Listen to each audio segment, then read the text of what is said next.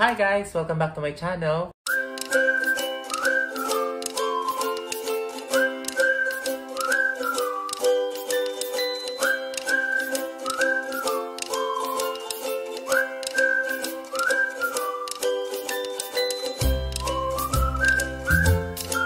First of all, gusto ko magpasalamat sa inyong lahat sa pag-send sa akin ng video greetings through Facebook, YouTube, Instagram, WhatsApp at kahit ano pang social media yan. Sobrang maraming salamat po sa inyo. Sobrang naramdaman ko yung init ng pagmamahal ninyo sa akin. Shoutout muna tayo kina Ate Elaine, Darrell, DJ, Giselle, Kevin at Perry na nagbigay sa akin ng regalo. Ito, ayan. Ito pa guys. Sobrang maraming salamat sa inyo dahil sobrang alam kong magagamit ko. Shoutout lang pala kay Bernie Manalo TV Official. Thank you very much sa pag-subscribe at pag-nanood mo ng mga vlog ko. And of course, mag-English tayo kasi gusto ko magpasalamat sa mga estudyante ko na nagbigay nitong magandang card nito guys. Look at it. Thank you very much Yasmin for making this card. Hand-painted po ito guys. I'd like to say thank you to Yasmin, Raja, Isabella, and Natasha. Ayan po yung message nila. Sabi niya, thank you for everything and also happy birthday daw sa akin. So, napakaganda niya. Cute. Yasmin, you're a born star. I know someday you'll become a famous painter and I will be one of your fans. So, thank you again for this card. Nag-post ako sa Facebook at Instagram at nag-respond naman yung marami sa mga kaibigan natin dito. Kaya, shoutout sa inyong lahat. Iisa-isahin natin yan dito mismo, ngayon mismo. Tatawagin natin tong vlog natin na to na Ask Me a Question, Ron's World Level 2.0. Gusto ko makilala ninyo lalo si Ron's World dahil sa mga unang vlog ko, basta na lang ako naglabas ng vlog, eto na, ganyan. So I was expecting na papanoorin ito ng mga tao. Pero along the way, I just realized na hindi pa pala ninyo talaga ako lubusang kakilala. So by answering certain questions ngayon, somehow you have a glimpse on who I really am. Yan, who I really am. Tatagalogin ko na nga lang. Sino ba talaga si Ron's World? Yun po ang ating mga giging usapan ngayon. Samahan ninyo ako. Let's start this. Let's do this. My real name is Ronald Ryan Garcia Calub. I am from Tarlac City. 40 years old na po noong April 25 lang. Born under the zodiac sign of Taurus. Isa po akong public school teacher nung wala pa ako dito sa Dubai. Nagturo po ako ng science, ng English, ng math, ng civica. Marami po akong tinuro, no? Lalo na nung nag-start ako. I have 2 siblings, but I only have 1 sibling now, si Kuya Marlon, kasi nagpahinga na po si Ate Irene. The first person na nag-send nito, shoutout na rin sa'yo, Johnny Camaren. Question niya is, how do you dwell with sadness, heartache, or anything na nakakapagpalungkot sa'yo? Parang ang hirap sagutin kasi alam niyo naman, di ba, limited tayo, baka lumukunin natin. Itong question na to, relate ako kasi sometimes I cannot handle my emotions very well. Madali akong umiyak, madali akong malungkot.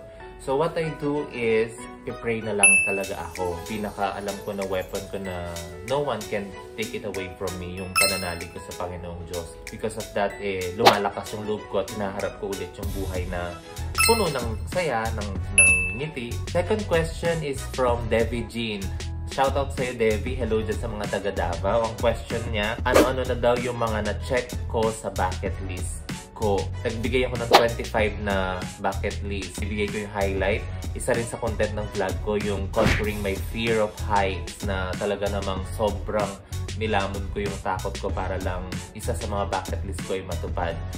Isa pa sa mga highlight ng bucket list ko na na-check ko na yung mag-reconnect sa mga past teachers ko at mag-reconcile sa mga taong nasaktan ko, tatampuhan kami. Kaya siguro yun yung masasabi ko na parang sobrang achievement ko for now, no? Galing naman kay Ozam Vin. Kung may isang moment po kayong babalikan kasama ang isang tao, sino at anong moment po yan? Would be the moment that my mom was still alive. Wala sigurong papantay sa pagmamahal ng nanay ko dahil naniniwala ako doon sa kasabihan na mother's love is unconditional. At yan po yung pinaramdam ng nanay ko sa akin. Siguro kung bibigyan mo ang pagkakataon, sabi nga nung kanta, dance with my father, but ako, mother and father siguro.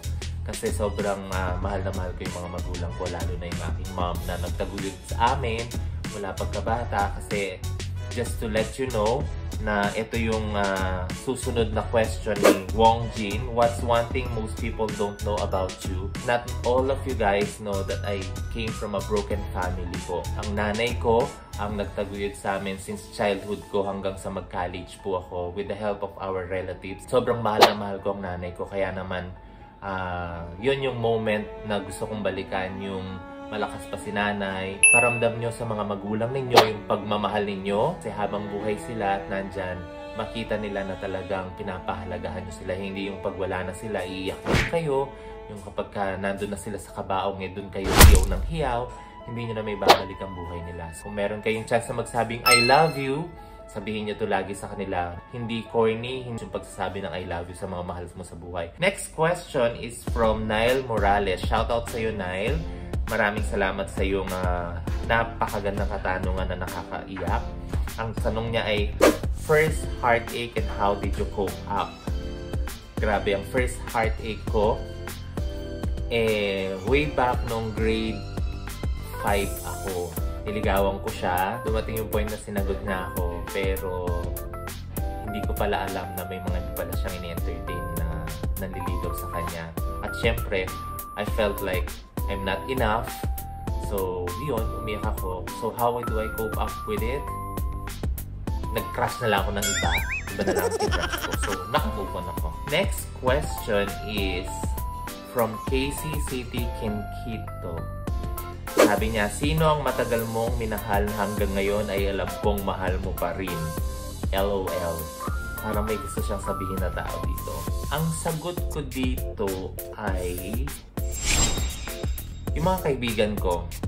Marami akong mga kaibigan na hanggang ngayon mahal ko pa rin kahit na feeling ko hindi na nila ako mahal. Sobrang nalulungkot ako pag naiisip ko na yung mga tinuring kong kapatid, parang unti-unti na silang nawawala sa akin. So, next question is from Joya Bainor.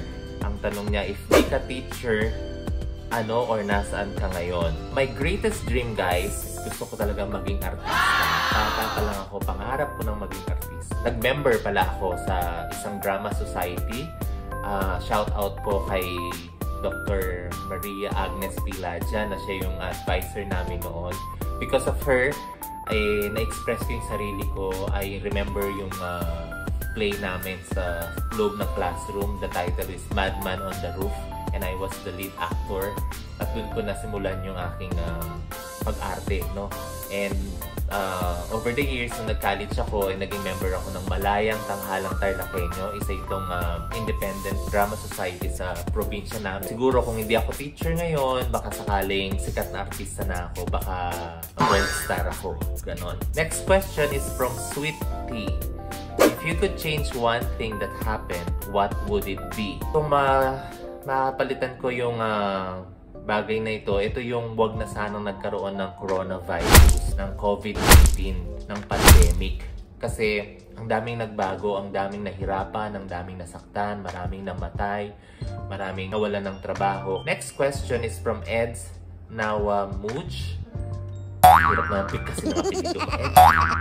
Edge tuloy, Eds pala. Sabi niya, mahal mo o mahal ka and why? For me, in terms of love, mas maganda siguro yung mahal ko. Kasi that's what love is, di ba? Yung minamahal mo yung tao, hindi yung basta na lang ikaw minamahal. And love is a two-way relationship. Definitely, kung mahal mo siya, makakatanggap ka rin ng pagmamahal from that person. How to cope up stress level 10. Simple lang ang sagot. Pray. Yan. Always pray. That's the best answer. Consult your friends, your family. Wala namang ibang tutulong sa'yo unang-una kundi ang pamilya mo. Silang makakaunawa sa'yo. At nandyan din yung mga kaibigan mo na iintindi sa'yo. Next, from Keith Marion De Villa. Shoutout sa'yo. His question is, you choose 1 on 3 and describe. Kind, responsible, or love, and why? Sabi sa Bible, faith, hope, and love. But love is the most important. So I'll go for love. And if I were to describe it, kasi kung ang buong mundo ay nagmamahalan, walang nagtatapakan, walang nahihirapan, lahat tayo siguro ay masaya at may ngiti sa labi.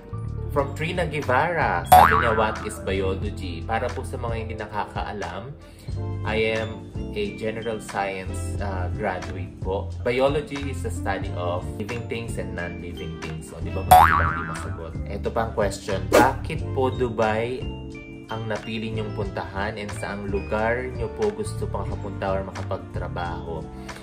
Dubai was not actually my dreamland. It was actually US of A. Sabi nga nila, ang Amerika talaga ang dreamland ng tao. Pero nung nagkaroon ng opportunity na pumunta dito sa UAE, gidrab ko to. Of course, I'd really love to pursue my dream to go to the United States of America. Gusto ko makita si Statue of Liberty. Next, sabi ni Bernard Abril, kailan ka magpapadala? Dalawang meaning nito sa akin magpapadala o magpapadala. Kung yung una is kung kailan ka magpapadala, dalang-dala na ako, bo. Diba? Kung naman yung kailan ka magpapadala, baka pagkapadala mo, papadalan kita. Ganon siguro yon. Meron pa, from Faye Franco Samson. Ang tanong niya, if you could only have one wish, what would you wish for? Simple, bring back my mother and father so we could build a happy family. Alam mo naman na mahal ko ang nanay ko. Ito pa yung question, have you ever thought of having a different life in a different country with different people around you? Have you wished to be another person? Yes, I thought about it many times na sana nasa ibang bansa ako, hindi dito, baka mas malaking kita, tapos na lahat ng mga utang natin, mga obligasyon natin. With different people, I always believe in the saying that people come and go. So, while they are with you, cherish the moment kasi wala namang permanente sa mundo. While you have them, enjoy the company, magsaya tayo para makapag-build tayo ng mga long-lasting memories natin. And sabi niya, have you ever thought of having a different life?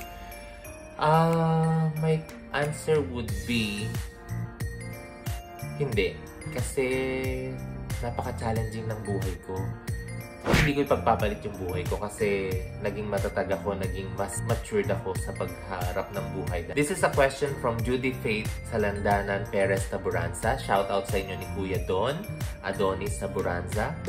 Are you happy right now? Yes, I am. I'm always happy because I have friends with me, my family with me. May follow-up question siya. Sabi niya, what is your biggest fear?